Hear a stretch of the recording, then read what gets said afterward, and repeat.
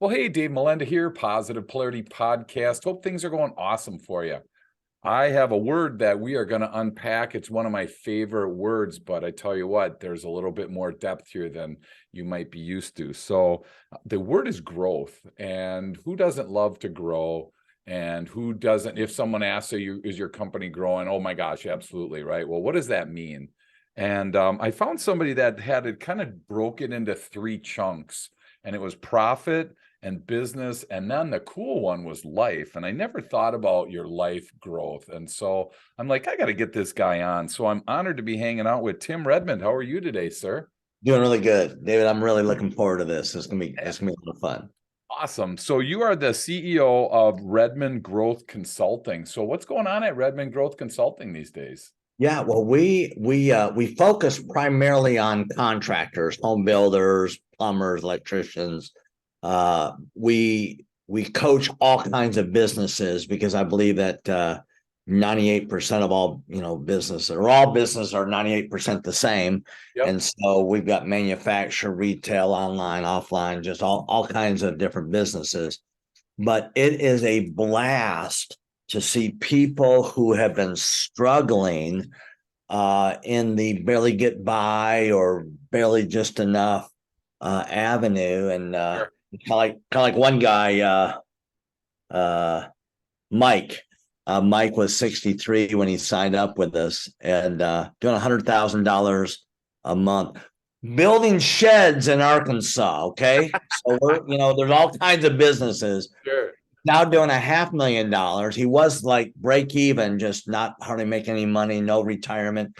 Now Sure. he's at $500,000. He's between 15 and 20%. He spends 3 weeks a month chasing his wife around the condominium they bought in Florida, Nice. because of the prop. So yeah, that's what gets me up in the morning. I love helping people get to that point. So Well, and I think it's interesting because we are so busy on a day-to-day basis, Tim. We're just kind of head down, right? Just trying to pay bills. If there's a little bit of money left over at the end of the month, we're like, oh my gosh, how cool is that, right? So there's kind of this just, and maybe, I don't know, I'm from the Midwest, and I don't know if that's just a Midwest mentality or if that's a national thing, but I just see a lot of entrepreneurs that really are doing that. And I was just I, curious, when you talk about struggling entrepreneurs, so you have this guy, Mike, right, who's a struggling entrepreneur, and then he is no longer struggling. Can you share with us a couple things that, you helped him with in order to realign in that yeah, situation? yeah. Well, first of all, he looked at the way his business was going to pay him was one dimensional, David. And that is, if he did labor, you know, he would charge for his labor. There's two kinds of income that a business owner gets from the business. One is to manage or to do the work, and the more the business grows, the more the further away you get from the actual hands-on stuff. So we specialize in getting contractors out of the field and Sure. running a business rather than being ruled by one. And then the second thing is your business. You designed an organization to meet certain needs. So that business as an entity needs to pay you at least 20% of all the revenue coming in. So those are the two kinds of pay. So he did not understand that. And Gotcha. so we had to go through his entire way he thought about his business, his estimating process, the accountability here on his subs and his direct reports. In doing the work, we shifted more into performance-based pay so that, if they were super slow, he's not going to absorb the loss. Everybody's got to absorb the loss. If they really get after it and do it well and there's no redos on it, boom, everybody wins. So it was more of a performance based. He chased away lazy people. He attracted real producers. And it's just, I mean, he's given to his church now. He's helping a program with the kids that don't have dads, especially boys that don't have dads. Sure. He's it's just it's like everything I wanted this coaching program to do for somebody. It's like he's now living his purpose. Sure. And I get up early in the morning for that. Yeah, absolutely. Well, and I think that especially in construction world, I mean, I owned a company that sold construction products for a bunch of years.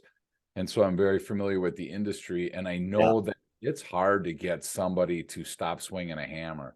It's hard to get that electrician out of the field, that master electrician out of the field, because, number one, he can make X number of dollars an hour. Number two, there's all this work. And if I don't do it, Tim, who's going to do it? Right. Right. And Right.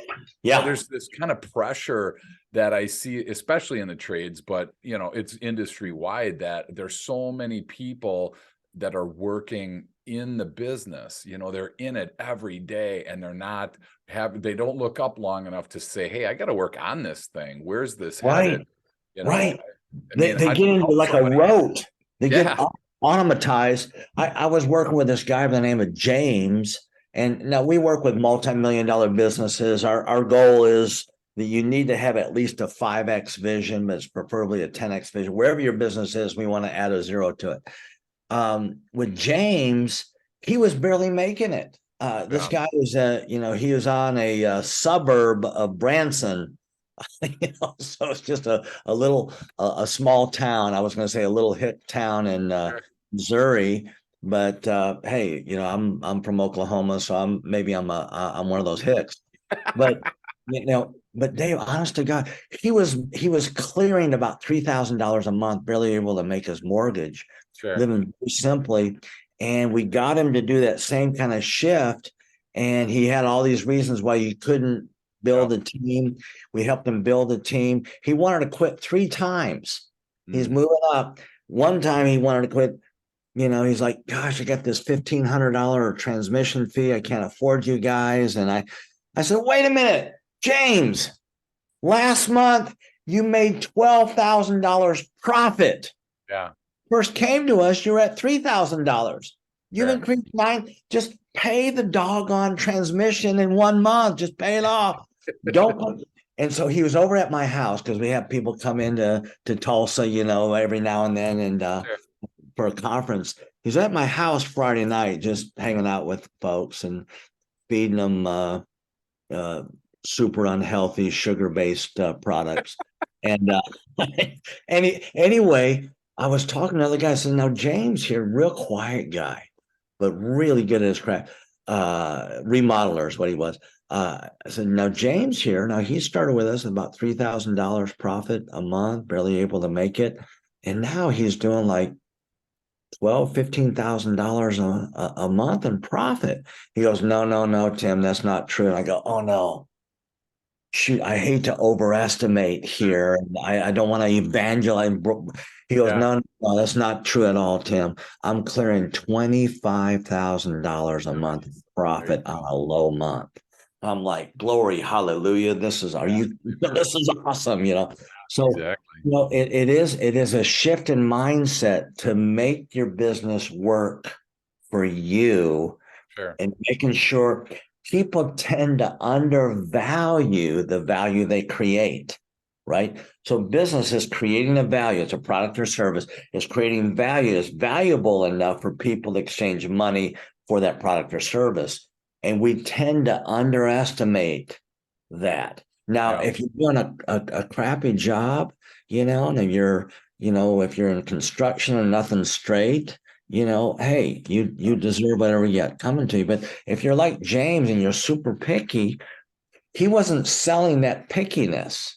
That was a quality that he had to sell. We got him to sell it, and boom, just helping him with cash flow and when he got paid. We always want to make sure people receive money ahead of their work, Sure. and don't be subject to that. So anyway, I can't help but to talk about these stories, but No, and hopefully that's awesome. helpful Yep. to your folks here that tune in. No, that's awesome. And, I think you hit it on the head. Most people, especially in the construction industry, they're really good at their craft, right? They're just so meticulous. They're so good at what they do. But Right, there's the business side that people don't know what to do with. And, right, prior to 2008, I mean, my gosh, it was in the construction industry, it was a boom. And, all these home builders would just there's people standing in line, to buy this house, and you put a hole in the ground and right away somebody wants to buy it, and 20 grand more than you're asking for it. And I mean, it was really an easier time, right? Easier time, exactly. And all of a sudden 2008 hits, and especially in Milwaukee, I mean, our building permits went down about 90%. So you just imagine your spigot off. Yeah, that's tough. From 11,000 to 1,100. Yeah, it's tough. Just like that. And we actually grew our business in that time by 47% from 08 to 12, because we thought, hey, if we keep our customers in business, they're gonna keep us in business. Yeah. So we're teaching them how to do QuickBooks, LinkedIn, Facebook, marketing, any type of training that we could do. And prior to, they weren't really that interested in it. And so I'm just curious, do you find there's like a lack of like, I can do this myself kind of thought, or are the people coming to you really hurting and really understanding that they really need a coach at that point? Well, first of all, they reach out to us. They respond to an ad or, a comment by a contractor in a forum or something. And we got all kinds of, or they'll look at our SEO and will show up, and, so they're reaching out to us wanting something. So, there's different kinds of clients we've had, to be quite honest with you, Dave. We love the client that's hungry and they know they want to grow, and they know they can grow. And so they're teachable, they're coachable. And then we've got clients that know more than we do, and they're paying us, but they don't want to apply what we're having them do. Now we're a do it for you coaching company, so we'll do most of the work, but there's some that they've got to do, right, to cooperate, or stop doing stuff that we can do a lot better, a lot cheaper, and focus on the stuff that they can do really good at, which is talking to customers. And there's a lot of people who get leads and they don't want to talk to people. They're like, what? Yeah. But it's like, so there's some people that are not really that coachable. It's more important for them to be right than make a buck. And those are tougher.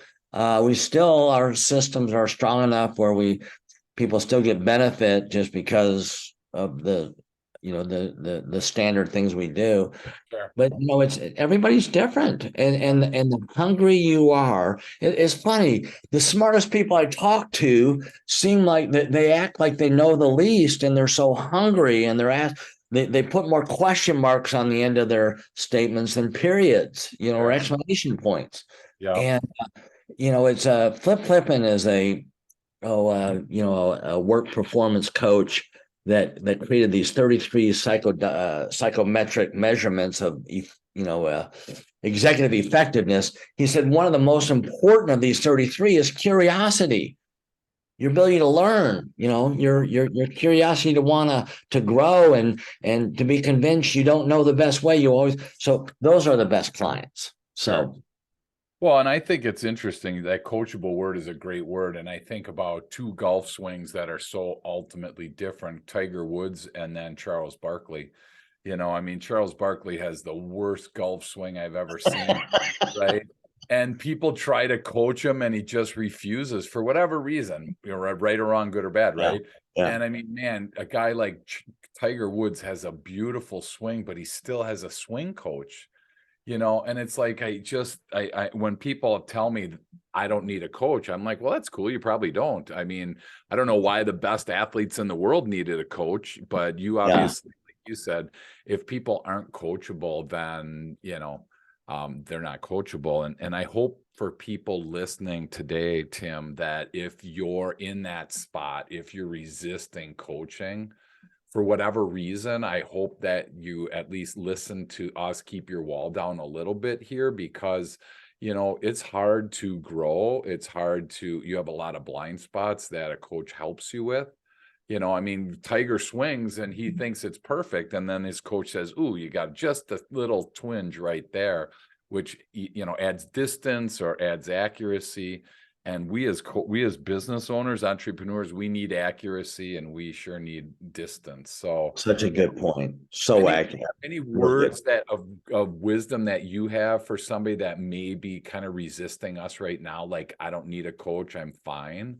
What do Well, you say to somebody I mean, like they're that? still listening to us, so Right. maybe they're not so so hard ass, against learning. But look, when you're not coachable, when it's more important for you to be right Yep. than to learn, um, you're actually putting blinders up for the opportunities that are hiding right under your nose. Right. Yep. And when you know more than everybody else, you're not asking questions, you're not curious, you're not exploring, you're not challenging what you're doing. And so there's very little innovation, very little improvement.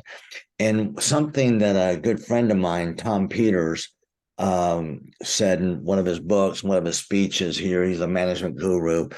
He's never met me, but I'm just trying to do some name drop. Matter of fact, I was just talking to a couple of people here just on people name drop in the middle of a podcast. I just Oprah and I both get really pissed off about that. We're just talking this one. So anyway, I'm sorry. This is stupid. Hey, This Oprah, we know you're listening, so Yeah, thanks for listening yeah, today. yeah. So but anyway, the idea is that if you're improving, but you're not improving faster than your competitors, you're actually falling behind. Fair. And so wealth is all about learning. To develop wealth is to have a learning process in place. To develop wealth, you're building a team that's also learning. Mhm. And if you've got to, have that kind of a Zen concept of starting with that beginner's mind, you're going to be a lot more open to say, oh, you know what? Maybe I don't need a dramatic change, but just this little bitty change, like in Tiger Woods' swing. Sure. Maybe Yep. it doesn't change the distance or where he hits it, but it improves the probability of him landing where he wants to, maybe by another 3 or 4%. And Right. that's enough to differentiate between being in first place or 22nd place. And don't you feel like for your coaching, I know for mine, most of the stuff that we work with are small course corrections. I mean, they're It little is. small It things. is. And I always laugh because we have a house in San Diego. And so out of Milwaukee, if you fly Milwaukee to San Diego, and let's say over like Iowa, the pilot decides to make a 2 or 3 degree course correction, there you end up in LA, which is like a Right. painful 2.5, 3 hour drive, right? Yeah. But it was a small course correction at the front end that nobody really noticed, but it was a huge difference on the back end. So Yeah. I Yeah. don't know. Do you see that most of the stuff is like smaller course corrections that, tweak this a little bit, change your thought process here, it seems, or are you seeing more massive stuff? Well, what we find, to be honest with you, that kicks in about the fourth month. What we do is we'll find out where a business is, Okay. where they want to go. We create this capacity business model, which is really cool, using no change to their staff, the number of trucks, any resources. We find out, well, here's your capacity, Sure. and we re-extrapolate that 3-year plan, and then we take 3 months to implement that plan. And so there's usually a lot of change. People are spending way too much on marketing for the leads they get. They don't know how to convert the leads. Their delivery doesn't have a follow. I mean, there's a lot of little things, but there's a lot of major stuff that we correct in the first 3 months. We call it our business boost. And then Sure. after that, it really is these small course corrections that usually, even with that, they will get a 300 or 400% return on their money, because these little bitty changes along the way literally saves them hundreds of thousands of dollars. So Yeah, it's absolutely. initially it's a big change, Yep. a lot of big changes, but within 4 months we're doing minor changes. And Well, and you bring up one that's a great point. I mean, I just think we do a bunch of sales training. And so when you think about follow up, there 50% of the people out there in sales never follow up with a prospect after they quote something, right? So there's yes, like a super small course correction. Just follow up on all your quotes boom, rather than put more in your pipeline. I wish people would quote less and sell more. You know, this whole yeah, thing, the more I quote, the more that's going to stick on the wall thing. It's like, oh, that's so painful to do, right? yeah, But a small course correction is follow up with your prospects, you know, as a yeah, total side note. But I think those are little course corrections perfect. like that really make a difference. Totally Now, agree. yeah, you bring up a word that I want to kind of excuse me, talk about, and it's this team thing, right? So, and I think about if you're listening and you are resisting coaching, I'll just call it that. Imagine you can't really get mad at your team if they resist coaching from you.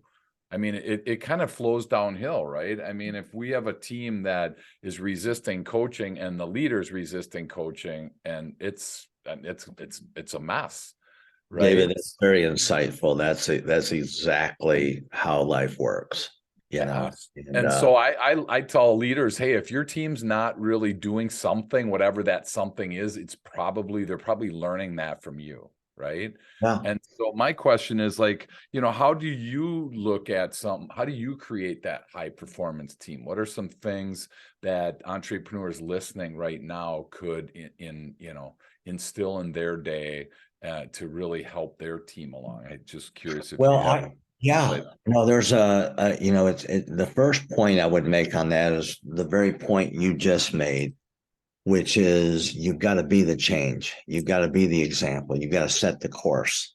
If you're the one coming in late, you're running meetings, you're unprepared, you're not following up with them on, getting upset with them, not following up with their customers. It's like you don't have to be perfect. You just have got to be the pattern. You know, Right. if everybody in the company followed your energy level, your attitude when bad things happen or when clients complain, if you were the pattern for everybody else to follow, would your company grow or would it shrink? Right. Yep. So, if it's to be, it begins with me, and Right. that's kind of the way you have to go.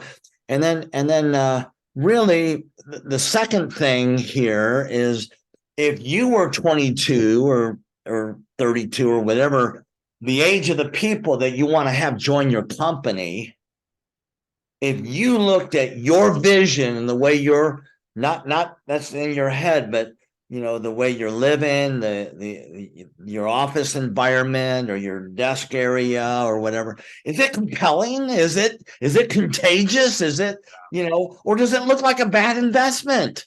I mean, come on. So you've gotta have a vision that's contagious. So with me and my coaching, it's like we're going to work hard because we're a do it for you coaching company. We're going to do a lot of the work for the customer. But look, hang in there, because when I buy these businesses, I'm going to let you own part of these businesses. So you're going to make a lot more. Hang in there. And we're just starting to do that now. So I've given them a vision to buy into that's bigger than what they could think of themselves. So is your vision compelling enough for good people and awesome people and the people you want to attract? Would they join you with the vision you're propagating? Yeah. Yeah. That's awesome. And I think, isn't it in the Old Testament says where there's no vision, people perish? Well, there's You know? no vision, people perish. I mean, Yeah. Proverbs 29:18, we got Hosea 4:6, is this, all these things that without a vision, without really having a compelling vision, one of the prophets talked about, write the vision down so that you write it in such a way that whoever reads it starts to run. Yeah. And so that's what you want to do is you want to have a vision that people get jacked about. Yeah. It's like I'm part of something big, and I'm going to get some big rewards if I hang in there. Yeah. And so that's kind of how we run our businesses. That's the way I've grown a number of multi-million-dollar businesses.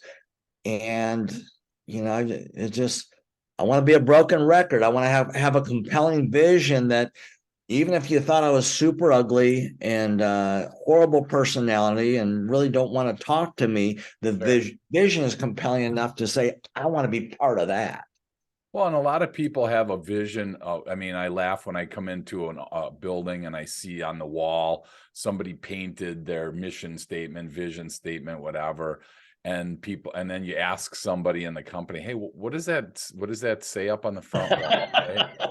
And they don't know what it says. Oh, we don't go by that anymore. Or no, we don't live that, it's like, that's like, so I think of it, and you use the word customer. So I want to kind of wrap that up. I see a weak leader creates a weak team, and then a weak team creates a weak customer. I mean, there's like this negative That's really accurate. I really like that. Yeah. And so that's where, I mean, if your customers are weak, it's probably pretty likely that your team is weak, and it's probably pretty likely that you as a leader are weak. And that's why there's people out there like Tim to be able to help you. And again, if you're coachable, and in 5% of you is coachable, I'm assuming you'd start with that 5%. Is that probably how that works? Oh yeah. Yeah. Just I don't like to spend time with people that aren't hungry.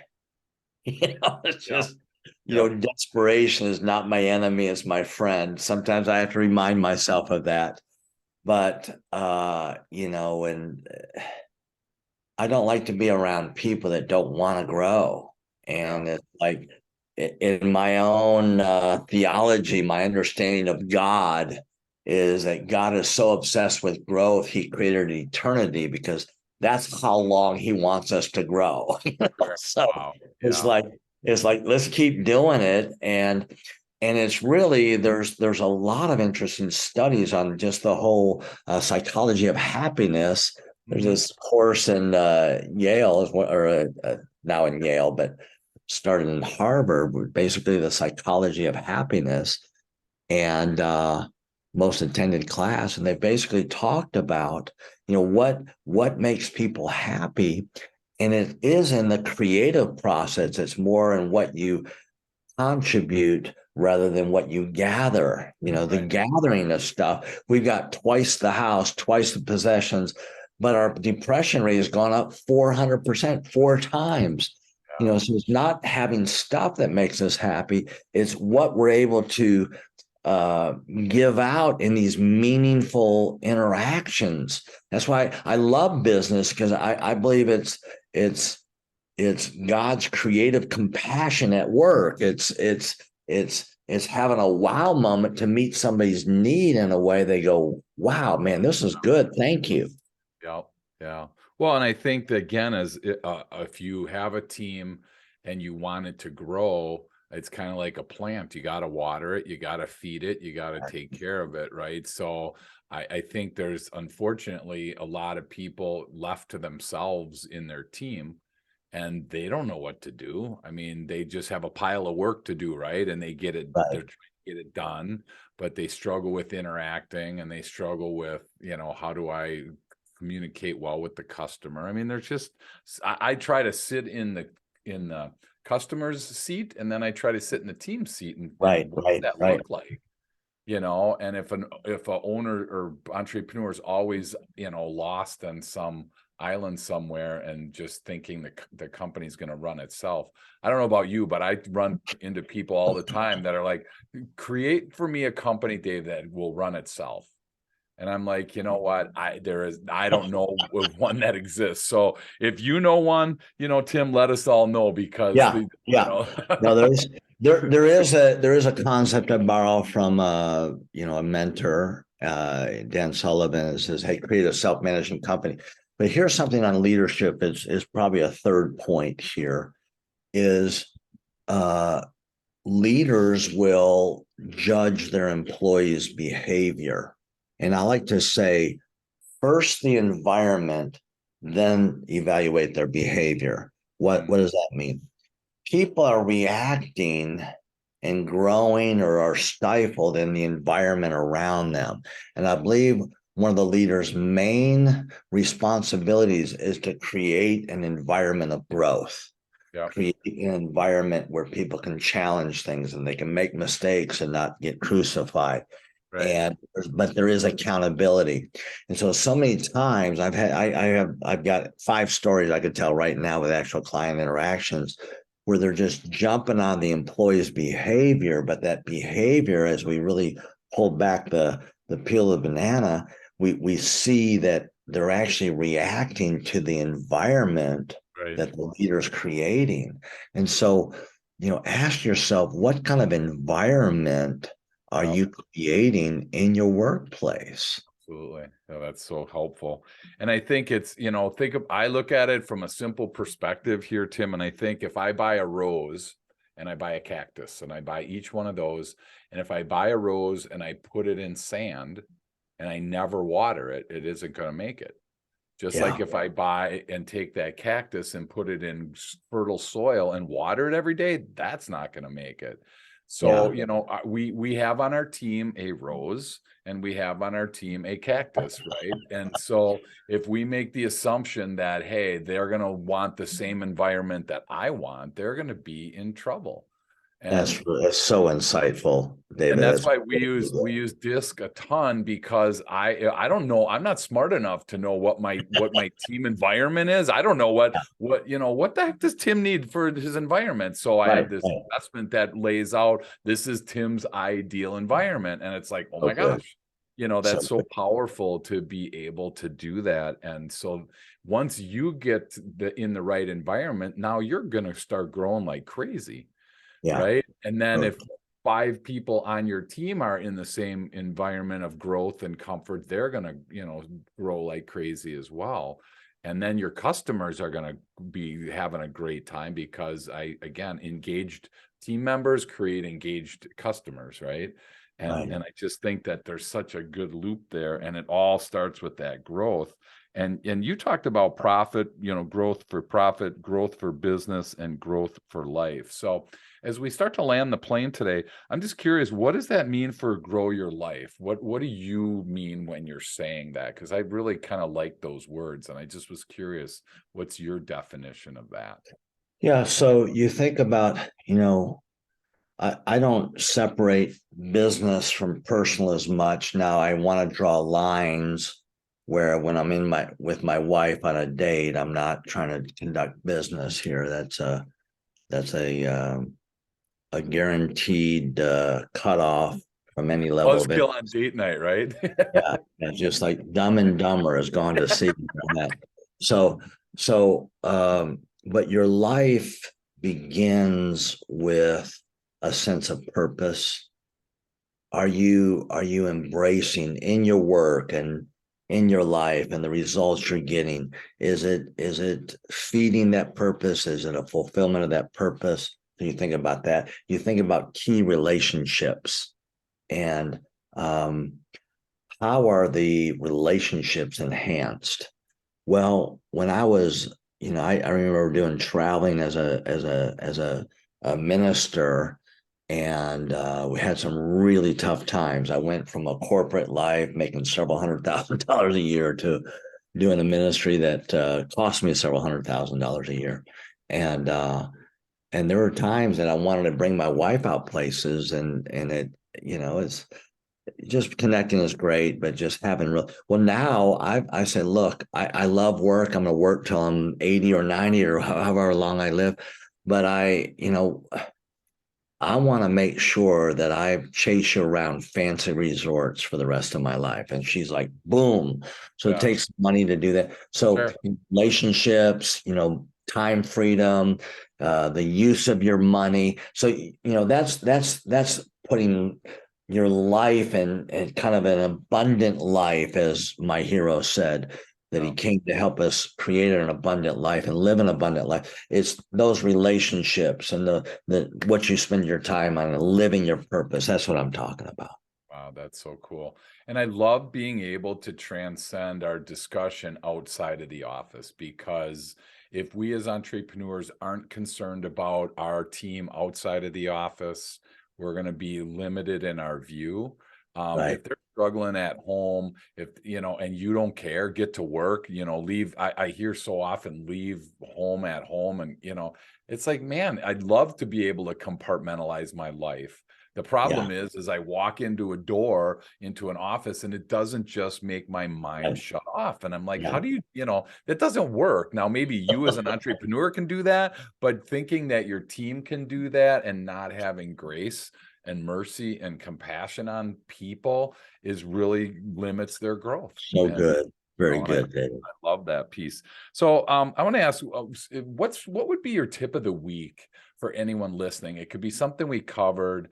You know, maybe it's something not, but what's on your heart right now for somebody listening to you right now? Because I love making that connection as we land. Yeah. Yeah. I would say that, honor the time blocks you have for yourself. What I mean by that is if we have a meeting with a banker, we're on time. If we have a meeting with our pastor or our coach, or we're meeting with somebody really important, we're on time, we're ready to go for that. Right. And there's a lot of meetings we set with ourselves, like we have this power planning thing that I like to talk about at the beginning of the day, where you get a pattern of questions you ask yourself every day that really touches every aspect of your business. Yeah. To set a date with yourself and your power planning, honor yourself as much as you honor other people. When you do that, your mind will grow, your business will grow, your sense of confidence will grow. And so I would just say, look, take time to think about and plan your business in your life. It's always worth it. Even if you kind of stumble through with it, you're a little distracted, just get going on it and let it Yeah. grow. That's so cool. Yeah, that's one of the hardest things to do, right? To like schedule in your own week time for yourself, or Yeah. time for Yeah. to get, you know, get alone and do whatever you need to do. It's like, man, that's like the first time block that goes when a customer calls and says, "Hey Dave, can you meet with me?" Right? I'm like, "Oh my gosh, yeah, tomorrow at Yeah. 8," even though I had that blocked out for myself, right? So Right. what great words of wisdom. So you know, for people listening, I say it every week, rather than jump into your next activity and rather than listen to your next podcast, I just want to challenge you to, you know, take a minute and think about what Tim and I just talked about. And there might be something that that really struck a chord with you, whatever it was. There's probably something here. Maybe re-listen to it, maybe share it with somebody, but you know, Tim's here for you. And so, Tim, if somebody wants to learn more about you, they want to connect, they want to understand the Redmond Growth Consulting, what's the best way for people to connect with you? Well, I'll give you my email. It's Tim at Redmond Growth. Redmond is Redmond, like where the city where Microsoft is based. Sure. Uh, so redmondgrowth.com. You can get online and just fill out one of those forms. What I like to do though is for those people that are watching or listening to this, David, if they would identify themselves as being big fans of yours, or they leave you a 5-star review, which I would prefer they do for your podcast. Sure. They identify that what we do is we have what we call a growth plan, where we take a look at your business. We look at where you're at, where you want to be. We do that capacity business model where we actually help you look at what you're currently looking at. It just comes alive. It's a powerful process. Then we extrapolate that new reality. Then we give you about 8 to 10 steps of how to get to that place with or without us. Sure. And it's so powerful that most people with a typical size business can add $100,000 of profit to their business just from that session alone. That's why we normally charge $2,500 for that. It's called a Sure. growth plan. We're going to waive that for all of your listeners or everybody that's watching this. They said, "Hey, Redmond, I want to get that growth plan." And you said, "I love Dave, and that's all I need to see. I need to see some love in the air, 5-star review." Sure. If they identify themselves with you, then we'll waive that $2,500 fee, and they'll get an evaluation of their business. It's a powerful, powerful. Even if you've already got a coach, just to go through that, you get a new set of lenses to look at your business. You'll love it. So That's awesome. So the reality is, if you're listening and you're struggling and you choose to continue to struggle, you can't get mad at Tim and you can't get mad at me because he just dropped 2,500 bucks on you. So, you know, if that you want to pass, that's fine. But thank you again so much, Tim. What a cool thing to have a growth plan, to walk away with 8 or 10 steps, you know, from an expert that has done it his whole life. And, you know, it's just so cool to be able to give that. So thank you again for that. yeah, good. Thanks Yeah. for all that you're doing. I love listening to you. I love your stories. I love learning. And thanks, Mike and James, for being guinea pigs for us today and allowing us to kind of creep, you know, we're stalking you without knowing you. So, you know, excuse me, I appreciate, Tim, all that you're doing, and I can't wait to keep learning. So thank you so much. Very good. Appreciate you having me on.